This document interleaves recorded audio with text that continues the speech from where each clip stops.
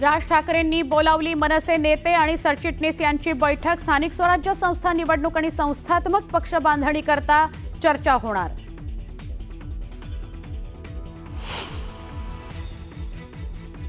राज ठाकरे उद्धव ठाकरेंची मातोश्रीवर 40 मिनिटं चर्चा। राऊतांच्या कार्यक्रमानंतर राज ठाकरे अचानक मातोश्रीवर। दिवसभरातल्या दुसऱ्या भेटीने ठाकरे बंधूंच्या युतीच्या चर्चांना बळ।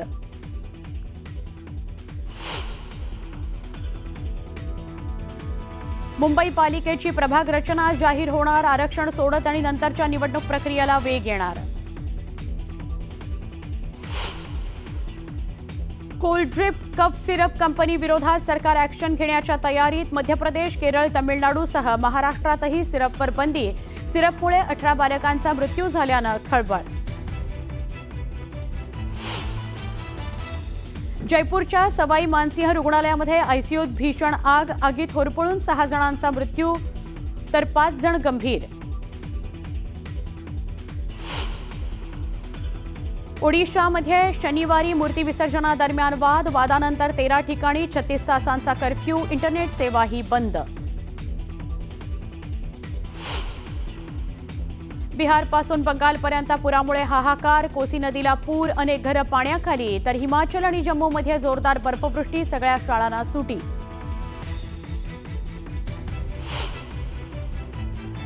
रशियाकडून युक्रेनवर मोठा हल्ला। 50हून अधिक मिसाईल्स आणि 500 ड्रोनच्या माध्यमातून हल्ला। 5 लोकांचा मृत्यू, 10हून अधिक लोक जखमी। भारतीय महिला संघाचा पाकवर 88 धावांनी दणदणीत विजय। महिला वन डे वर्ल्ड कपमध्ये भारताकडून पाकिस्तानची धुळधाण।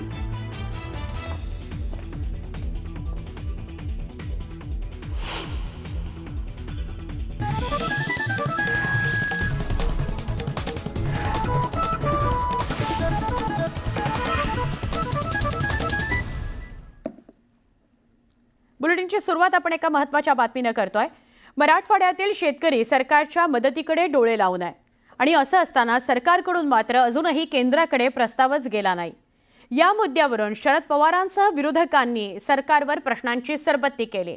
पण आता केंद्रीय गृहमंत्र्यांनीही यात उडी घेतली आणि भरीव मदतीचं आश्वासन दिलंय।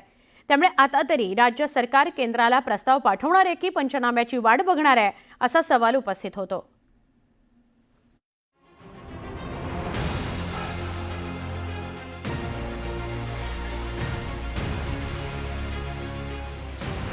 अतिवृष्टीचा बळीराजावर जोरदार घाव।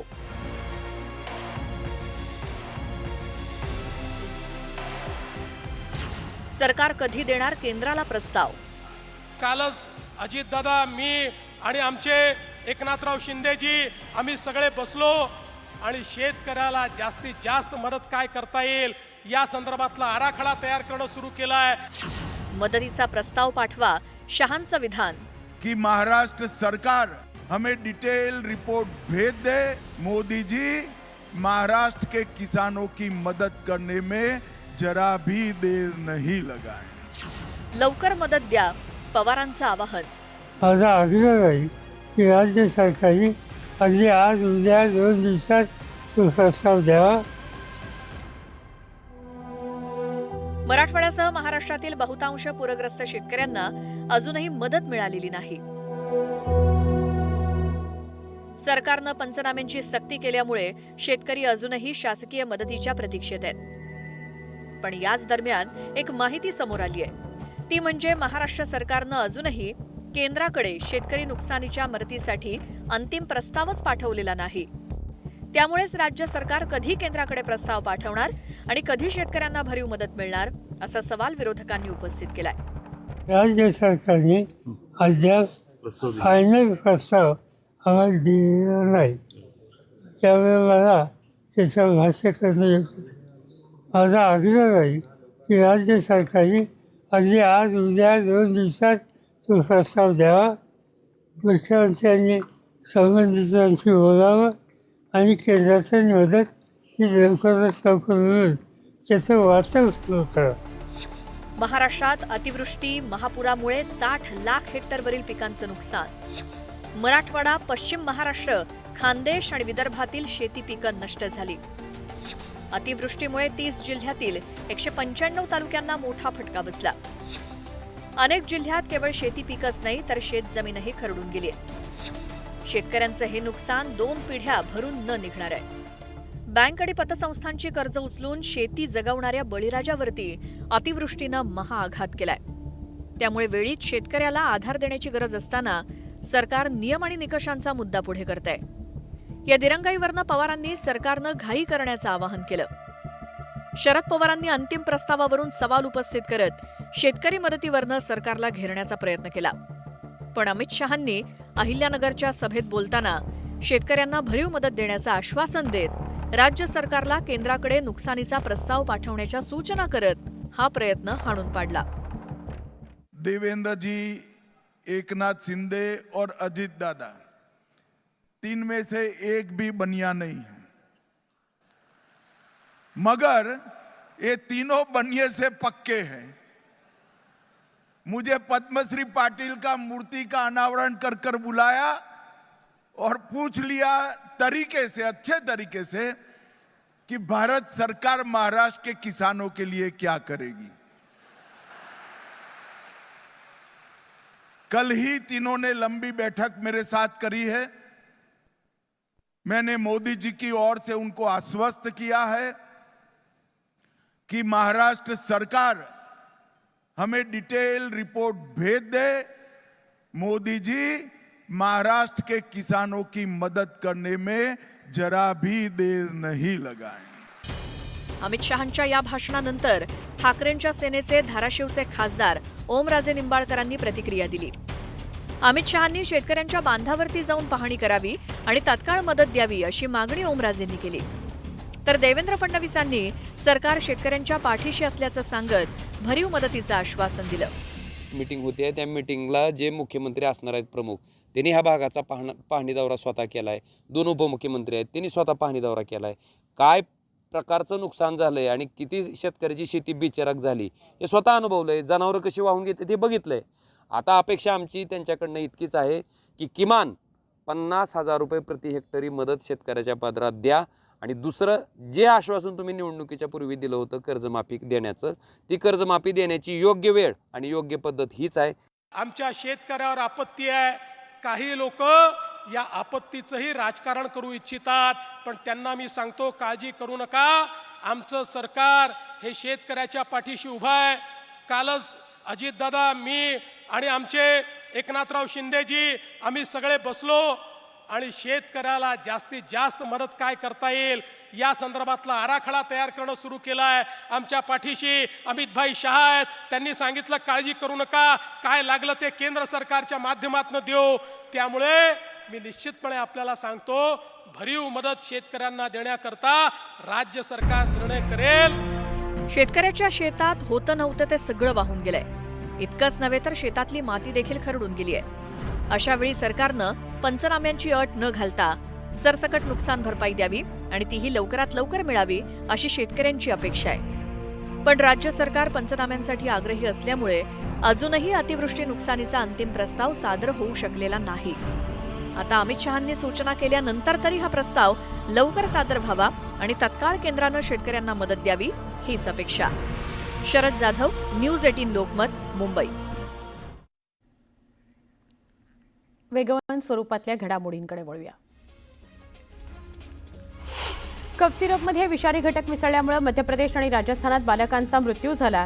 ही घटना घडल्यानंतर महाराष्ट्र अन्न आणि औषध प्रशासनानं नागरिकांकरता तातडीची धोक्याची सूचना जारी केली आहे. कोल्ड्रिप हे सिरप नावाच्या औषधाची एक विशिष्ट बॅच विकणं, वितरित करणं तात्काळ थांबवा असे आदेश दिले गेलेले आहेत.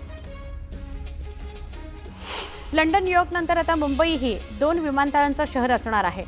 नवी मुंबई आंतरराष्ट्रीय विमानतळामुळे 2 लाखांहून अधिक रोजगार निर्मिती होणार आहे. विशेष म्हणजे या प्रकल्पामुळे दुहेरी विमानतळ असलेल्या लंडन, पॅरिस, न्यूयॉर्क, टोकियो यासारख्या जागतिक दर्जाच्या शहरांच्या यादीत मुंबईचा समावेश होणार आहे. नवी मुंबई आंतरराष्ट्रीय विमानतळ उद्घाटनाच्या दिवशी 8 ऑक्टोबरला नवी मुंबई पोलीस आयुक्तालय क्षेत्रातील रस्त्यांवर अवजड वाहनांना प्रवेशबंदी करण्यात आलेली आहे. सकाळी 8 ते रात्री 10 दरम्यान जड अवजड वाहनांना प्रवेशबंदी करण्याचे आदेश वाहतूक पोलीस उपायुक्तांनी दिले आहेत.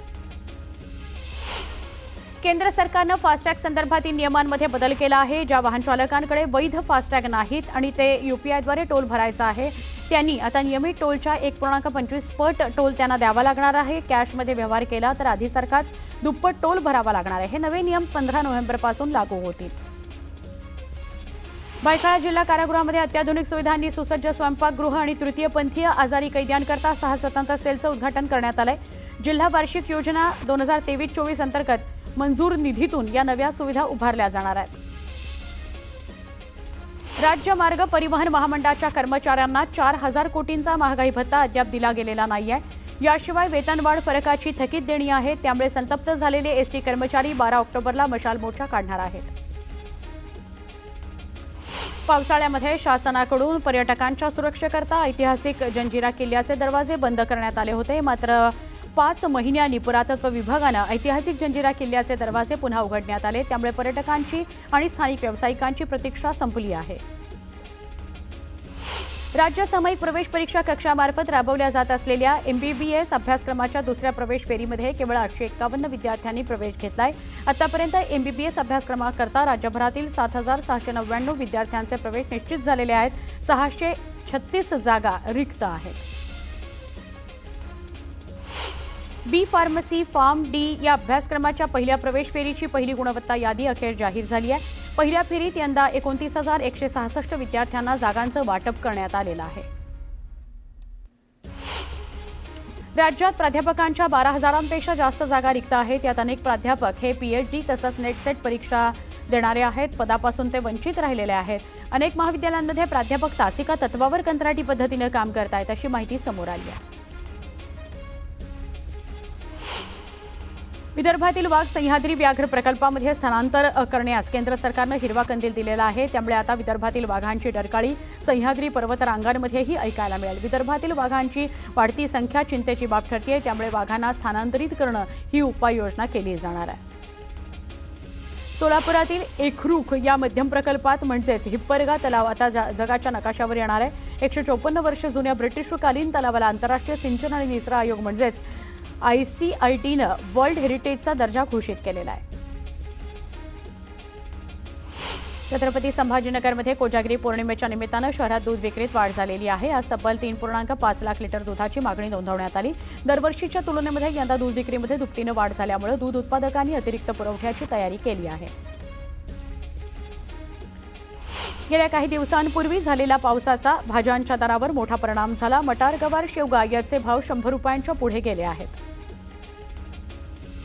दक्षिण सोलापूर तालुक्यातील मनगोळीमध्ये पूर आला. 8 दिवसांपूर्वी सिनानदीला आलेल्या महापुरामुळे संपूर्ण गावात महापुराचं पाणी शिरलं. संपूर्ण गावात दुर्गंधी पसरली. दरम्यान घाणीमुळे गावात रोगराई पसरू शकते म्हणून ग्रामस्थांच्या वतीनं संपूर्ण गावातून स्वच्छता अभियान राबवण्यात आलं. अंबरनाथ तालुक्यातील कुशिवली या गावाजवळ प्रस्तावित कुशिवली धरणाकरता शेतकऱ्यांच्या जमिनींचं भूसंपादन झालं. मात्र सरकारकडून जाहीर झालेला मोबदला प्रतिगुंठा 20,000 रुपये असल्यानं शेतकऱ्यांमध्ये मोठा संताप आहे. या मोबदल्यावर वाद निर्माण झालेला आहे. शेतकऱ्यांनी मोबदला नाकारलेला आहे. धाराशिव तालुक्याच्या सिरसावमधील बंधाऱ्याचा भराव पाण्याच्या प्रवाहामुळे वाहून गेला. त्यामुळे परिसरातील लोकांना जीव धोक्यात घालून प्रवास करावा लागतोय. दैनंदिन कामांकरता ये जा करणाऱ्या नागरिकांना आणि विद्यार्थ्यांना मोठा त्रास सहन करावा लागतोय. धाराशिव जिल्ह्यातील अतिवृष्टीचा तडाखा कोल्हापुरी बंधाऱ्यांनाही बसला आहे. कळंब तालुक्यातील कृपा गावामध्ये नदीवरील कोल्हापुरी बंधारा फुटला. हा बंधारा फुटल्यानं शेकडो हेक्टर शेती पाण्याखाली गेली. धाराशिवच्या भूम तालुक्यातील पूरग्रस्तांना नळदुर्ग आणि अणदूरच्या खंडोबा देवस्थान समितीनं मदतीचा हात दिला. पूरग्रस्त गावांना जीवनावश्यक वस्तूंचं वाटप करण्यात आलं. पूरग्रस्त कुटुंबांना आधार देण्याकरता देवस्थान समितीनं शिधा किट वाटपाचा उपक्रम राबवला.